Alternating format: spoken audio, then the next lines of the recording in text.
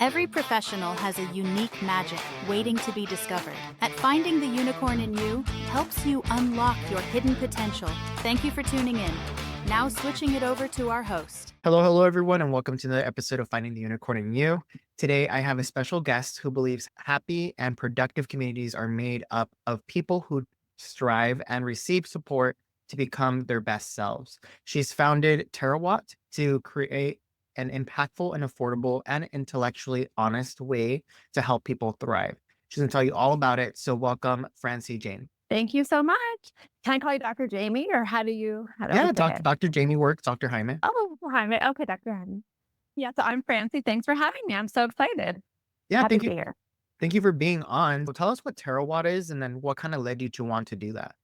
So Terawatt is the quickest way to understand what we're doing is I say it's like it's Airbnb for executive coaches. Okay.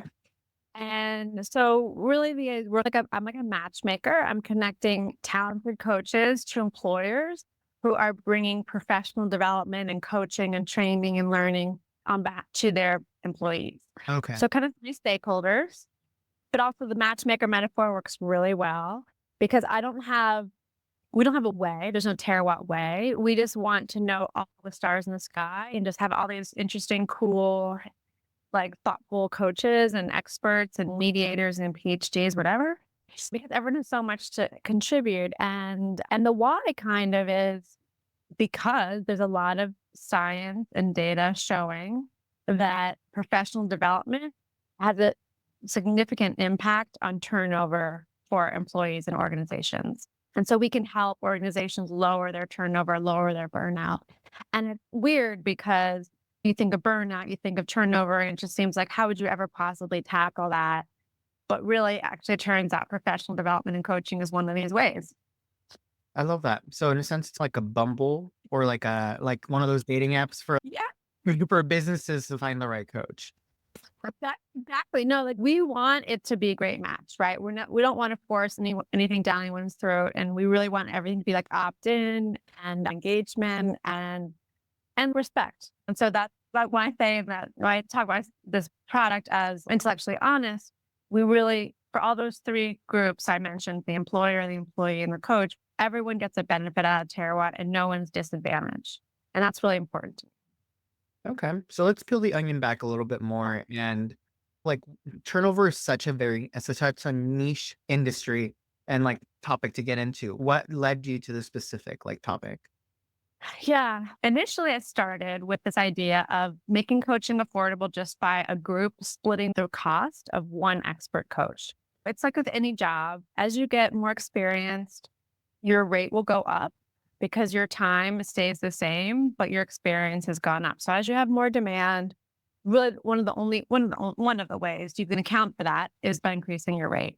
You can also increase your bandwidth or ways to speak to a larger group. Like, for instance, like Tony Robbins, he runs that like Yankee Stadium, right? That's a way like to account for the time demands and being so well known. So most of our coaches are one-on-one coaches. Some of them have an expertise in groups. But my belief is if you can help one person change and grow and connect with them, I think you can do it with groups as well. It's just a slightly different logistical process. And so, what I'm really trying to get them to, they have incredible talent and the content that they've created. And so we're really just trying to make it easier for the company to afford it. And the way they can afford it is, let's say you have this coach who's been working for 10 years and their hourly rate is $300 an hour, which might be like a CEO type level if you're doing one-on-one coaching. But if you divide by 10 people, it's $30 a person. And what I'm trying to say is if organizations think about group coaching as a percentage of salary or as a benefit for individuals, then it's much easier to justify the cost.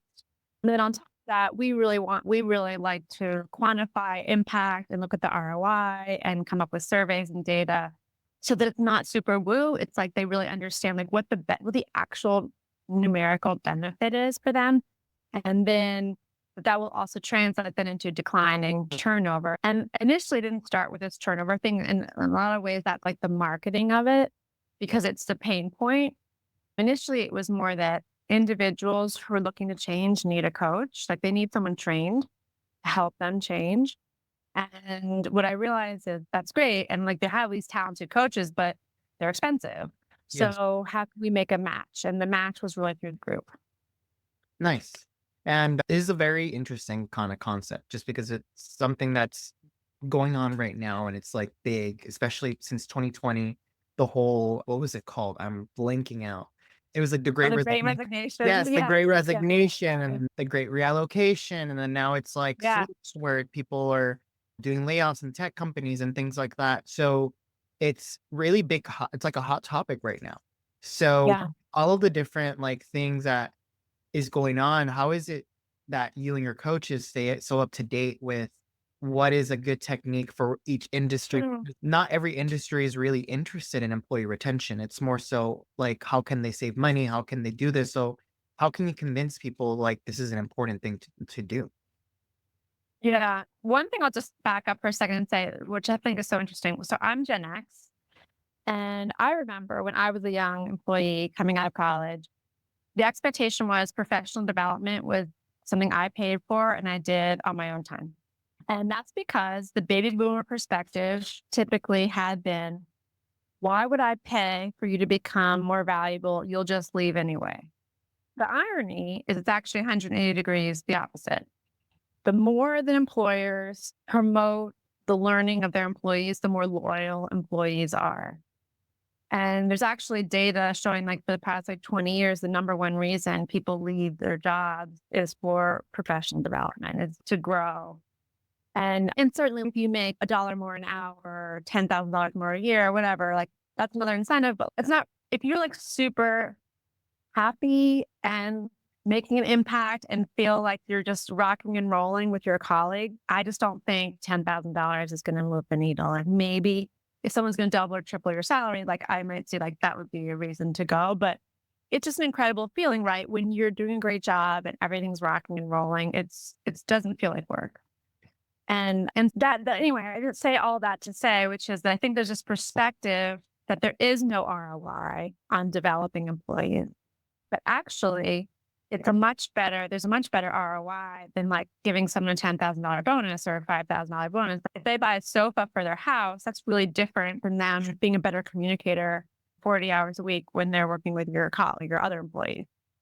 And so so then what happens with turnover is that some people, not everyone, quantify what it means for their organizations, how much money they're actually losing when they have these really high turnover rates. And so that's when I started seeing a lot of the research about that and the numbers, I was shocked. And that's when I started to get really excited about like talking about turnover and burnout, because if you quantify this stuff, you'll see that it's a crazy amount of money. And if you're willing to sit for one more minute, there's this case study from one of my coaches who worked with, his content was used in a medical health system in Colorado. And they had 4,500 employees with like doctors, nurses, tech, and they had turnover of 24%. And Wow. that was above the 20% average at the time. I'm not sure exactly what it is right now, but let's just say that healthcare is around 20%. So they're over it. They're worried. They weren't in like one of the top 10 metropolitan areas in the country. So they had to really care a lot about retention because it's hard to get people to move there. They started doing like opt-in group coaching. And what happened is, and the CEO was involved. It was offered to everyone. You could join if you wanted, you didn't have to. And every year after they started doing that, like their turnover went down by 1 or 2% every year. So that after 9 years, they were down to 4% turnover, Wow. which is like effectively zero. Yeah. And every time when I first heard that, I was like, yeah, 4% turnover. But the thing that's crazy about it is it's not just like a number that represents dollars. So like from peak to trough, that was $33 million. Yeah. And then they have every year. You could build a new building every year for $30 million. Or you could give everyone raises, or you could, who knows what you're doing with the money. And for any organization that feels like they don't have enough money to do X or Y or buy an X-ray machine or whatever the thing is, it actually is probably possible to do that if you reduce your turnover. You have the cash if you actually, and then what happens when you reduce turnover is it's a byproduct of better communication, of people working together better, more innovation, just a better culture. All these things start happening. And during that same case study, that healthcare system, started winning awards. So it was just like everything was like went from everything bad to like everything good. And it was really just helping people have a common language where they're able to work out problems. It's funny when you start actually treating your employees well, what's going to happen. Like it's just a trickle effect. And Yeah. it's interesting that you say all these things because it does correlate very strongly to the research I did in this field. And But yeah. I studied more so the differences between what makes Generation X, Y, and Z leave in the workforce. Yeah. There was a little bit more like niche in there, but for the most part, every single thing that you like said, I hit on in my research study. And like you said, people want to feel like you're investing in them. They want to feel like they have a stake in them as much as they do in the with the clients that they work with. They want to feel experts. If they are seeing like the certain services aren't working and then management's just like, keep doing the same thing, keep doing the same thing, they feel like their voice is not being heard. They feel like they don't contribute, like they don't matters. But when you take them seriously, you invest in them, you make them a stakeholder in the services that they're delivering, it makes a huge impact in retention. Yeah, exactly. And I think it's also like this joke, is there anyone who said, yeah, I never want to grow. I never want to make it. I never want to be helpful. Like, I never want to learn. Like, everyone wants to learn and grow and do more and be innovative and do better tomorrow. And I think when you can tap into that, it only increases like everything good at these organizations. Exactly. And like you said, at the end of the day, we have to speak their language and it does save a lot of money. I think the study is that it takes it's 2.5 times the lost employee's salary to replace that employee. Yeah, I love that statistic. And it's so funny because sometimes people say it's anywhere between 30% to 200 or 300%. Like it's impossible to know.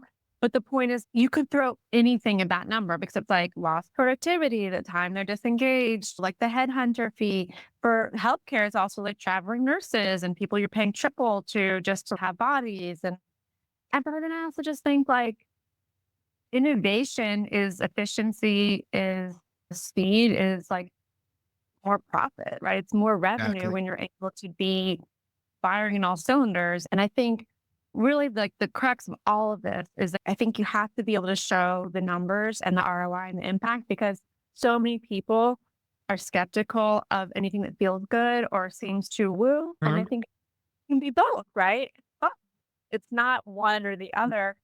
And actually, a lot of people like to live in a world where they're trusted or where they're helped grow.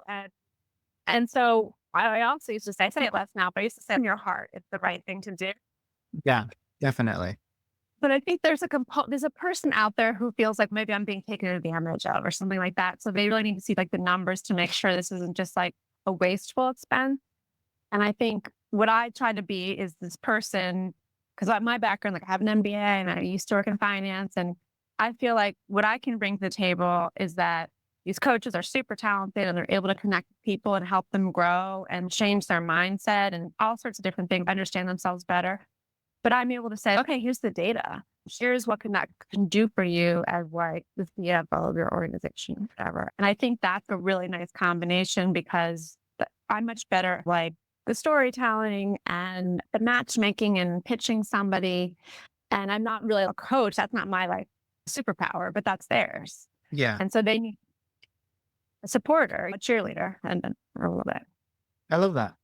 And I want to transition a little bit into kind of more so on you and your role and what you do. So you are managing this organization, you're doing really good things for the world. And a lot of that can fall on your shoulders, even though the coaches are doing like all of like the direct service, you're still falling in and the client acquisition, making sure everybody's happy, the services are being delivered correctly. That's a lot of pressure on you. So, Hmm. what do you do to like ground yourself and manage your own stress so you don't burn out and stop providing Mm. that your team needs? Yeah, yeah. Okay. One is I work from home, so I'm not using my home seat, but I think that's really valuable for me just because it means that I can come and go and I have less time for travel. That for me, I think I really value that. And also having the ability to run my own schedule. So that's maybe a little bit harder to do when you have a boss. But I think for me, like having control over my schedule is really helpful for my mental health Mhm. because I think, first of all, I started this company, right? But no one wants it to succeed more than I do. And so actually what I spend a lot of time thinking about is like taking breaks also and not like burning out because the times when I think, oh, who cares about this business or when I'm either tired or sick. And so what I really just have to remember is, okay, like there's only so much time in the day and you have to recharge so you can come back and be really productive. And so I try not to work after dinner unless something's like a really hard deadline. I definitely exercise a lot, but I've also been finding, I guess I know this about myself, but I always have to be reminded, but I'm like an extrovert. Like I took a Myers-Briggs a long time ago, business school, and some people just FYI, for everyone listening, not everyone loves Myers-Briggs anymore, but I found it really helpful. And it was like, it talks about these sort of binaries, like, are you like this today? I forget the third one, but it was feeler. I was like a little bit more of a feeler. And which was really funny because in business school, they had me like stand up in front of the class because I was the only one in the group because everyone was like such a math person. But the one that was crazy was I was off the charts extrovert.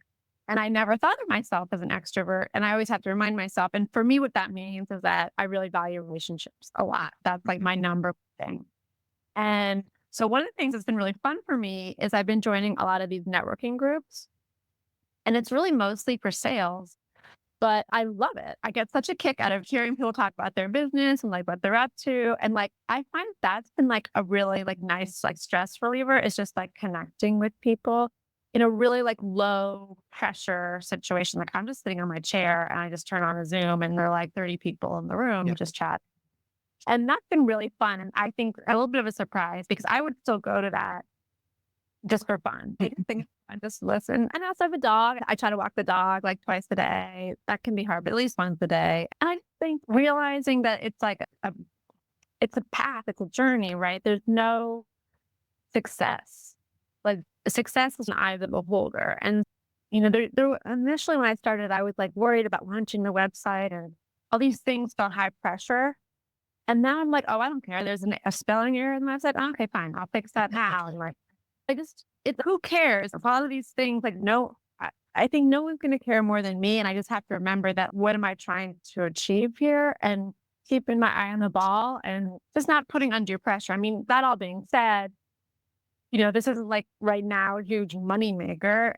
And so I'm married and my husband is pretty much paying the bill. That's how I have it set up right now. And so I can say that because I've gone into this knowing I'm not starting hoping like I'll make $1 million the first year, but I do think that like when you live your values and you do good work for people, I think eventually it will work out, but you just sometimes have to just work at it a while. And for me, it's still like a pleasure because like I said, I am really living my values and I think that's also a burnout thing, right?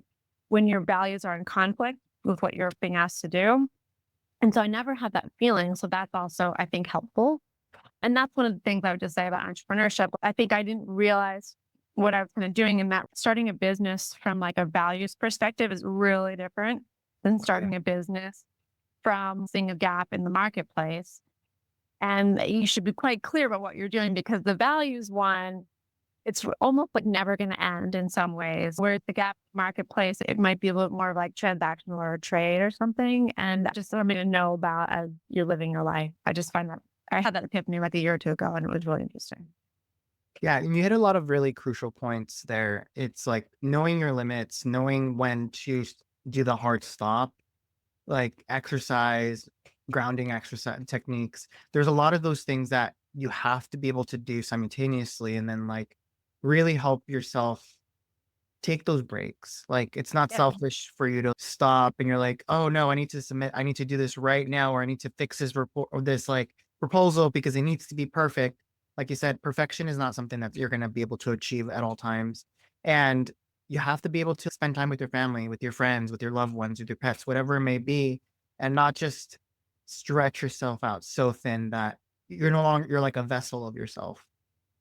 Yeah, and I also I'd add, yeah, that was a great summary of everything I said. And the other thing I would say is don't forget, because if you're stretched really thin, you're just not creative. And I think the whole thing with entrepreneurship is the ability to be creative and come up with interesting solutions that other people aren't seeing or doing or whatever. And if you're so focused on one or two different things, you may miss epiphanies, you may miss creativity, you may miss connection.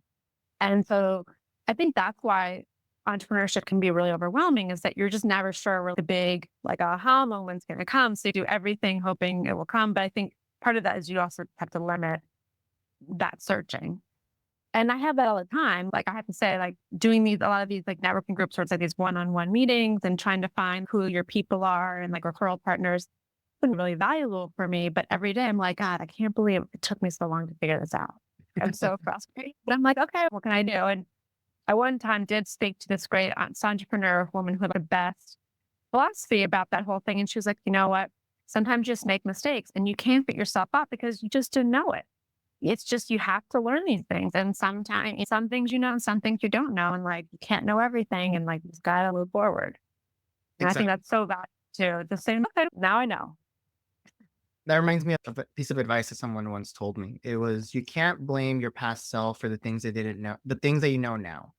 Oh, yeah, exactly. It's really hard to do, but yes, agreed. It just seems so obvious once you know it. You're like, wow, how did it take me? But sometimes it does, and that's just life. And then sometimes you have to be a little more like maybe introspective to have some epiphany sometimes too. And I do think journal writing, I don't do it as much as I used to, but if I'm on a plane or something, I'll write in a journal. And I find it so valuable. Like all sorts of ideas will pop in my head or I think there's so many. Actually, what's interesting is there really are so many cool ways.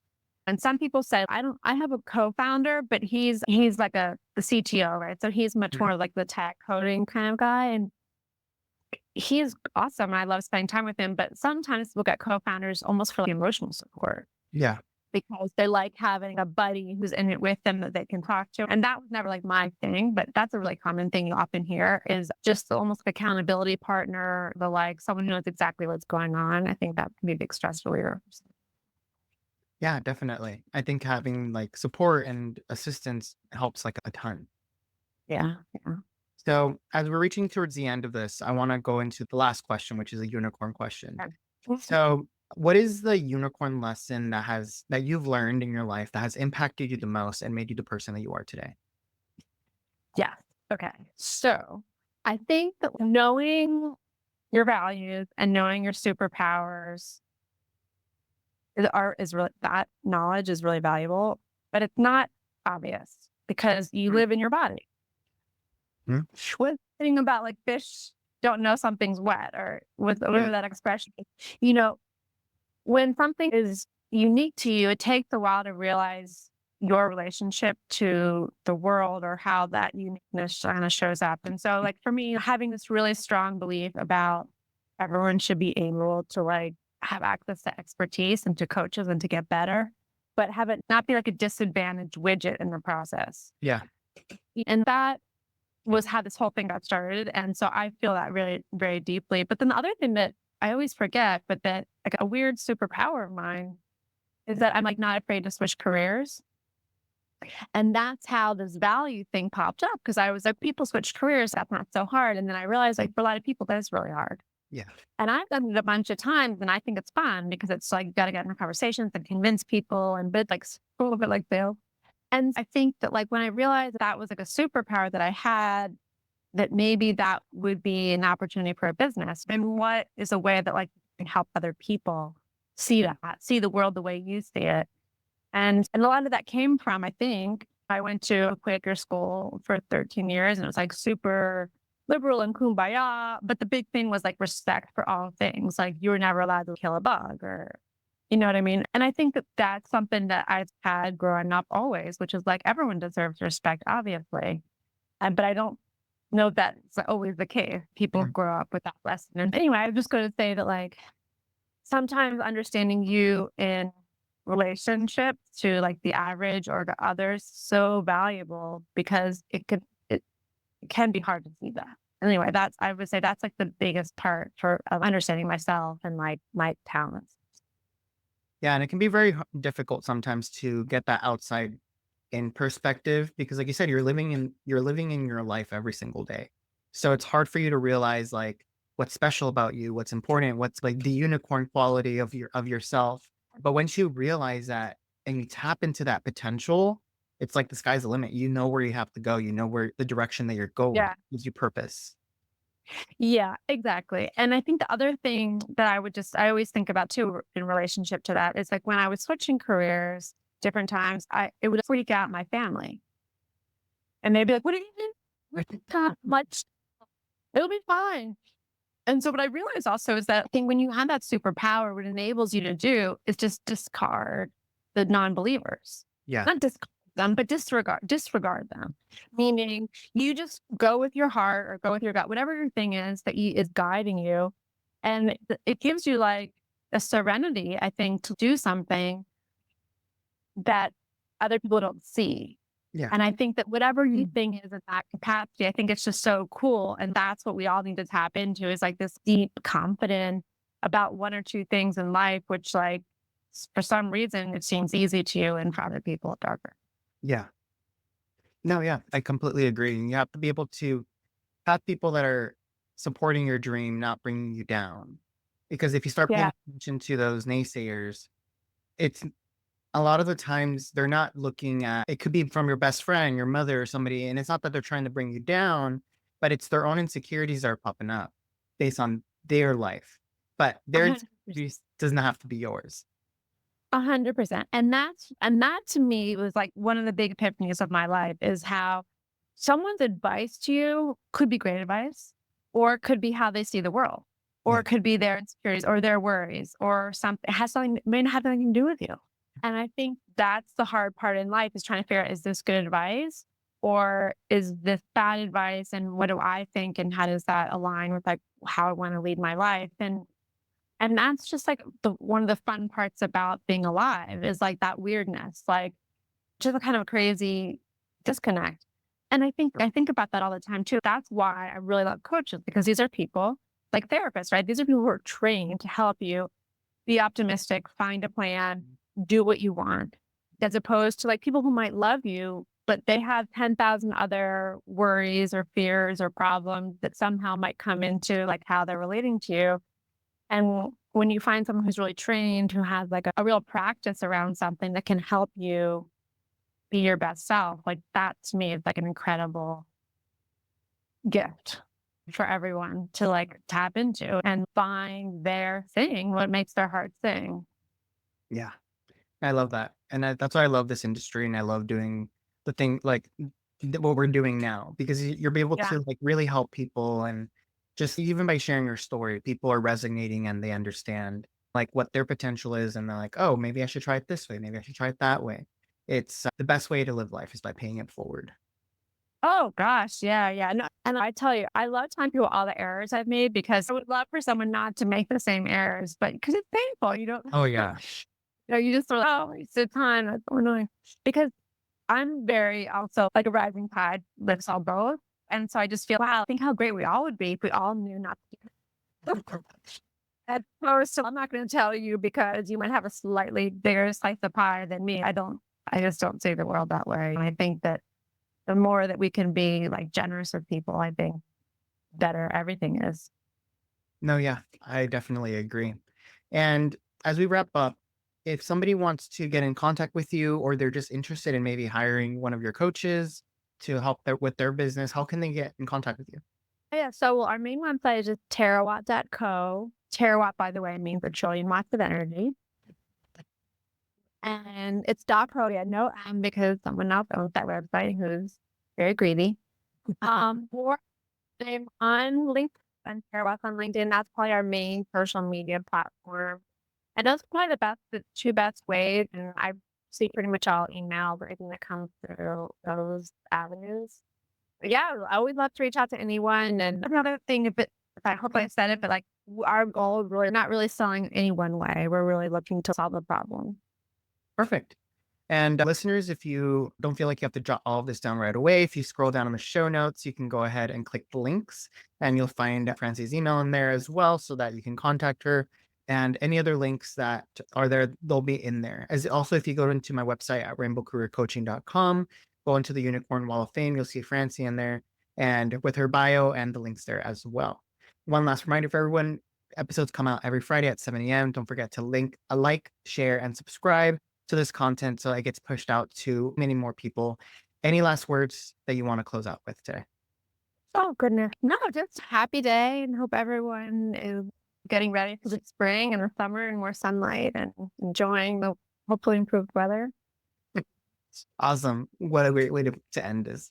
Thank you so much. And until next week, everyone.